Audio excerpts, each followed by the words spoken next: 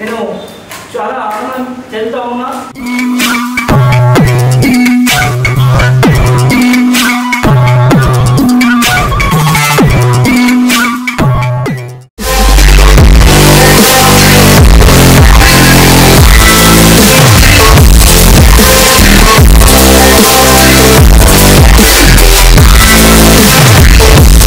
ఒకసారి వ్యక్తులు వాళ్ళకు కేసు తక్కువ మళ్ళీ మన 2-3 సార్లు రిమాండ్ ఇచ్చిన పరిస్థితులు ఉన్నాయి.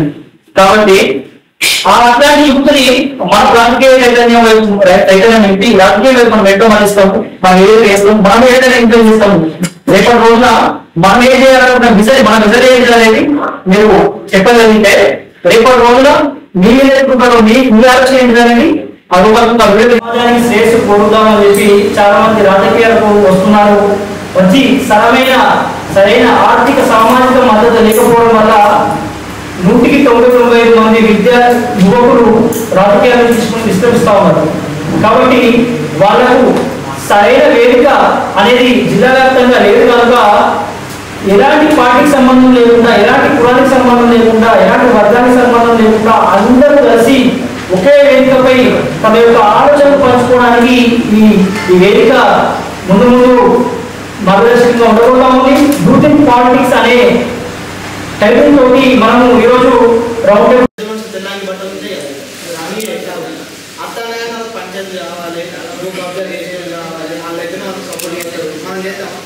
ఒక్కసారి నువ్వు వ్యతిరేకించినావు, నీకు ఉన్న బ్యాక్గ్రౌండ్ కానీ నీకున్న ఆర్థిక వ్యవస్థ కించపరిచి బలహీనపరచడం మొదలు పెడుతున్నారు. దాంతో స్టార్ట్ అయితే మన దిగజాడని స్టార్ట్ చేస్తారు. రాజకీయాలు తిరగే అవసరం లేదు మనకు. అంటే నిస్వార్థమైన అవినీతి రహిత సమాజం ఏర్పడడానికి కారణం యువత ప్రేరేపణ జరుగుతుంది. ఎందుకంటే ముంబై బ్లాస్టర్ల కెప్టెన్ అవినీతి పరులు అయింది కాబట్టి 280 మంది చనిపోయారు ముంబై బ్లాస్టర్లో. వాడు ఏమన్నాడంటే నాయకుడే చేయంగా అవినీతి నేనెందుకు చేయదని ఆ క్వశ్చన్ వేసింది. తెల్లాని బట్టలు ఉంటాయి కదా, అట్లనే నాకు పంచాయతీ కావాలి, నువ్వు కబ్జా చేసేది కావాలి, వాళ్ళైతే నాకు సపోర్ట్ చేస్తారు, మనం చేద్దాం. ఒక్కసారి నువ్వు వ్యతిరేకించినావు, ఖచ్చితంగా నీకు ఉన్న బ్యాక్గ్రౌండ్ కానీ నీకున్న ఆర్థిక వ్యవస్థ కించపరిచి బలహీనపరచడం మొదలు పెడుతున్నారు. దాంతో స్టార్ట్ అయితే మన దిగజాడని స్టార్ట్ చేస్తారు. రాజకీయాలు తిరగే అవసరం లేదు మనకు. ఇలా రావద్దు, ఇలా అయితే బుర్రని అట్టుకుంటే మన భవిష్యత్తు నాశనం, మన పిల్లలు మన వ్యవస్థ మన బతుకులు అని ఆలోచన వచ్చి పక్క జరిగిపోతారు. అలా జరిగిపోయిన దాంట్లో 170% అంటే వచ్చేది తక్కువ ఇండియాలో యువత ఎందుకు రావాలి, వస్తే సమాజంలో రాజకీయాల్లో ఉన్నటువంటి అవినీతిని వాళ్ళు ప్రక్షాళన చేస్తారా లేదా అనే విషయాన్ని మేము చెప్పదలుచుకున్నాం. ముఖ్యంగా రాజకీయాల్లోకి యువత రావాల్సిన అవసరం చాలా ఉంది. రాజకీయాల్లోకి మామూలుగా యువత 2 రకాలుగా ఉన్నాము. ఈ కాలంలో యువత చాలా 2 రకాలు, మంచి యువతలో కూడా మంచి చెడు 2 ఉన్నాయి. దేశంలో 50% పైగా యువత ఉంది. 50% పైగా ఉన్న యువతకు మరి రాజకీయ పరంగా 50% అవకాశాలు లభిస్తున్నాయా? ఈరోజు మనం చూస్తున్నట్టు శిక్షణ కేంద్రంగా కేటీఆర్ గారు 31 సంవత్సరాలకే ఎమ్మెల్యే కాగలిగారు. దానికి కారణం కేసీఆర్ గారు రాజకీయంగా సరైన మార్గదర్శకం చేసింది కాబట్టి, మార్గనిర్దేశం చేసింది కాబట్టి కేటీఆర్ గారు 31 ఏళ్ళకి ఎమ్మెల్యే కాగలిగారు. హరీష్ రావు గారు 27 ఏళ్ళకి ఎమ్మెల్యే కాగలిగారు. చంద్రబాబు నాయుడు గారు 28 ఏళ్లకు మంత్రి కాగలిగారు.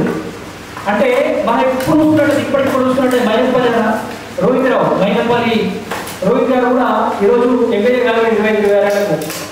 అట్లా అంటే రాజకీయంగా, ఆర్థికంగా, సామాజికంగా ఈ 3 పరంగా మనకు సరైన మద్దతు మనకు లభించినప్పుడు, సరైన మార్గనిర్దేశం ఉన్నప్పుడు ఖచ్చితంగా ప్రతి ఒక్కరు ముందుకు వెళ్ళగలుగుతారు. కొన్ని సందర్భాల్లో మాట్లాడుకున్నప్పుడు మేము అనుకున్నాం, అన్న రాజన్న సిరిసిల్ల జిల్లా అనేది చాలా చిన్న జిల్లా అన్న, 2 కాన్స్టిట్యున్సీలు ఉంటాయి. ఈ 2 కాన్స్టిట్యున్సీలలో కలిపి దాదాపు ఒక 250 నుంచి 300 గ్రామాల దాకా ఉంటాయి కావచ్చు. మనం ఈ గ్రామాలలో ఉన్న యువకులందరినీ బయటికి తీసుకురాగలిగితే మన జిల్లాలో ఒక కొత్త రాజకీయాన్ని మనం చూపించగలుగుతాం. అంటే ఆ టైంలో పూర్తిగా ఉపాధ్యాయ సంఘాలు పూర్తిగా డబ్బు బలంతోనే ఫస్ట్ టైం అయితే బయటపడతాం. బ్యాక్ బోన్ కేసీఆర్ అన్నాడు. కానీ ఇప్పుడు మనం రాజకీయాల్లోకి వస్తే మనకి ఎవరు సపోర్ట్ చేయాలి, ఏ యువత సపోర్ట్ చేయాలి? ఏ యువత సపోర్ట్ చేయాలి అంటే కులాలకు అతీతంగా ఆలోచించే యువత సపోర్ట్ చేయాలి. ఒక కులం కోసం ఆలోచించడం కాకుండా సమాజం కోసం ఆలోచించే యువత సపోర్ట్ చేయాలి. రాజకీయాల్లో యువత అనే కాన్సెప్ట్ని 6 నెలల కింద అన్న మాతో చర్చించడం జరిగింది. అందుకు కారణంగా కోనరాపేట మండలంలో ముందు యూత్ జేఏసీని ఫామ్ చేసి పార్టీలకు అతీతంగా మేము ఒక సమావేశం నిర్వహించడం జరిగింది.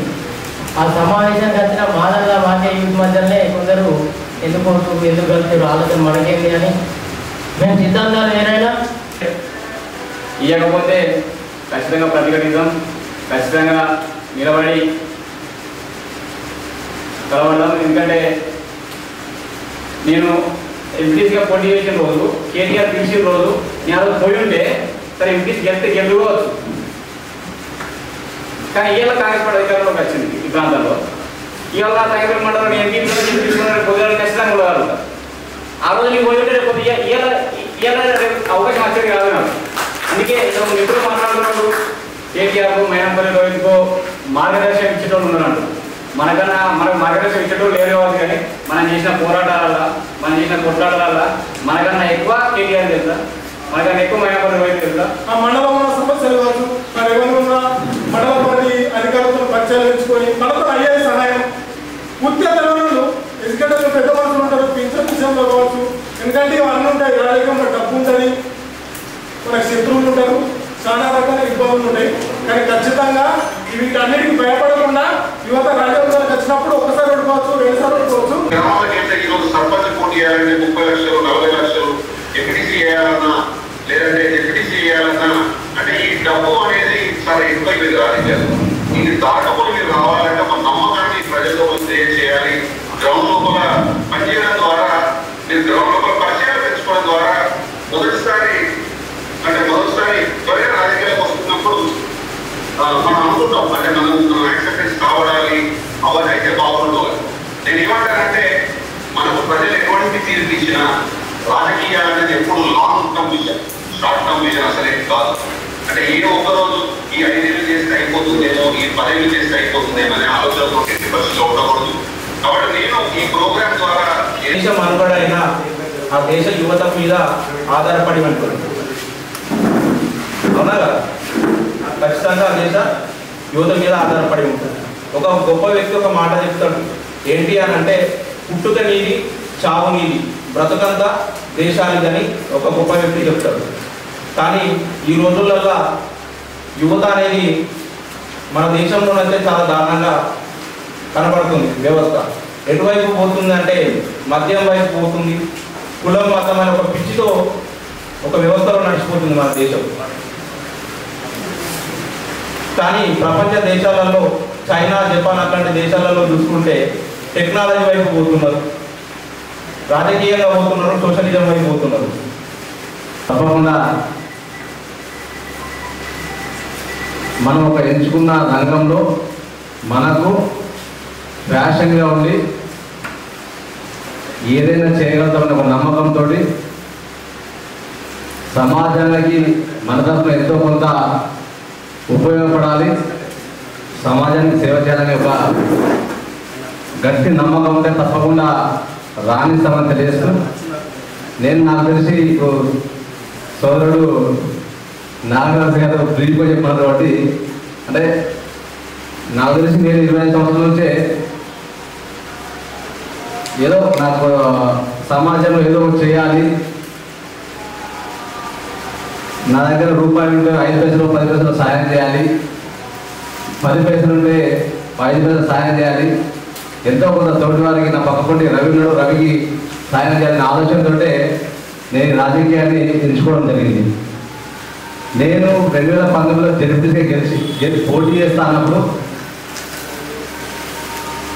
ఈ జిల్లాలో మీ అందరూ తెలిసి అసలు కాంగ్రెస్ పరిస్థితి పాపం తక్కువ ఉండే, మొత్తం గులాబీ మయం ఉండే.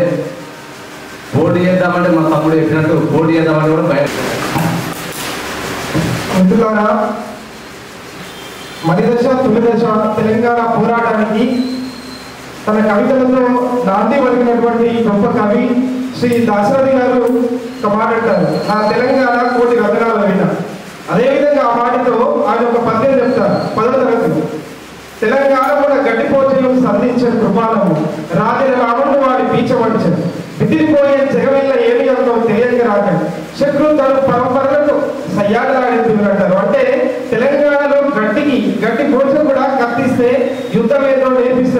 అని చెప్పి ఒక గొప్ప పద్యాన్ని అందించినాడు. వారు పింఛన్ వస్తుంది, ఎవరు పింఛన్ వస్తలేదు.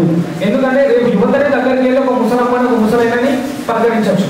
ఎందుకంటే పెద్దవాడు పోతే ఈడేం చేస్తాడు తీరా ఆడిపోయి ఓట్ల పడస్తాడు పోతాడు వెళ్ళిపోతాడు అనే దారికి వస్తుంది.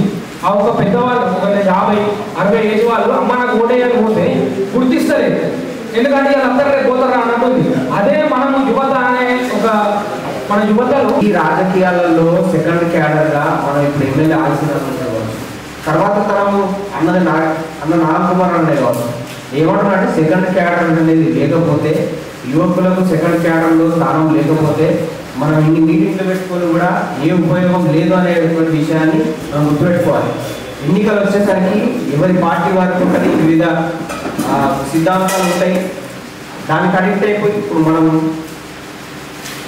నేను జనరల్గా కుల్లకుల్లో ఒక విషయం మాట్లాడుకోవాలంటే నాకు తెలిసినటువంటి నాయకులు చాలా పెద్ద నాయకులు పొద్దున మైక్లో విపరీతమైనటువంటి దూషణలు రెగ్యులేట్ పెట్టుకొని ఒకరిపైన ఒకరు రెచ్చిపోవడం. సోషల్ మీడియాలలో మీరు చేస్తున్న డిబేట్లలో వ్యక్తిగతంగా వెళ్ళద్దు, గొడవలకు దారి తీసుకోవద్దు. ఒక అంశంపై నీ ప్రత్యర్థిని ఎలాంటి ఉద్దేశంతో మాట్లాడుతున్నా ఆ విషయంపైన మీరు మాట్లాడలేదు. వ్యక్తిగత ధోరణిలోకి పోయి వ్యక్తిగత దృష్టిలో పోయి ఏదో గెట్టుకాడ కూడా మాత్రమే అనుకుంటారు కానీ ముందడుగు వేయలేకపోతుంది. చాలా విషయాలలో అంటే నేను కూడా చాలాసార్లు అనుకున్నా కానీ ఎప్పుడు కూడా నేను ఇట్లా నిలబడాలి, మనకు కూడా సపోర్ట్ చేస్తాడా లేదా అనే విషయాన్ని చాలా ఆలోచించి భయపడి కూడా నేను అంటే నిలబడలేకపోయాను. అంతకుముందు మా ఊళ్ళో సర్పంచ్ ఎలక్షన్ వచ్చినప్పుడు నేను యువతతో ఒక మీటింగ్ నిర్వహించి, ఎందుకనంటే మన విలేజ్లో అసలు ఎప్పుడు ఎవరో గెలుస్తున్నారు వాళ్ళు డబ్బులు అని సమయంలో మాకు వచ్చిన అదృష్టం ఏంటంటే ఇక్కడ ఉన్న వాళ్ళు చాలా మంది ఉన్నారు. అప్పుడు తెలంగాణ ఉద్యమం ఆ సమయంలో మనకు వచ్చింది. మనందరికీ తెలుసు తెలంగాణ ఉద్యమం ఏ స్టేజ్లో నడిచిందని. చాలామంది పొలిటికల్ పార్టీలు వెనుక నుండి వాళ్ళ ప్రయత్నాలు చేసి ఉద్యమాలు చేసినప్పటికీ ముందర ఉండి యువత అనే పాత్ర ఏది, మన ప్రాంతాల అరెస్ట్ కావచ్చు, మన పాత్ర ఏది అనే ఒక ఆలోచన చేసుకున్నాము. ఆ పాత్రలో మాకేంటంటే చాలా దానికి ముఖ్య నాయకుడిగా ఒక ముఖ్య కార్యకర్తగా మాకు ఉండి మా సహచరుగా ఉండి అది జిల్లాలో ఏర్పాటు చేసి మీ అందరినీ కూడా సంస్కరించడమే ఉద్యమంలో అనేక కార్యక్రమాలు చేశాం. కానీ అన్ని పార్టీల నాయకులు యువకులను ఒక స్టాండ్ మీద తీసుకురావడం అంటే చాలా గ్రేట్. ఎందుకంటే ఉన్న కుటుంబాలను నలుగురం కలుతలేము. ఏ ప్రాంతమో ఏ ఊరో ఎక్కడ ఉండొచ్చి మనం ఇక్కడికి వచ్చి మనం రాజకీయాలపై చర్చించడం అనేది మామూలు ఉంచడం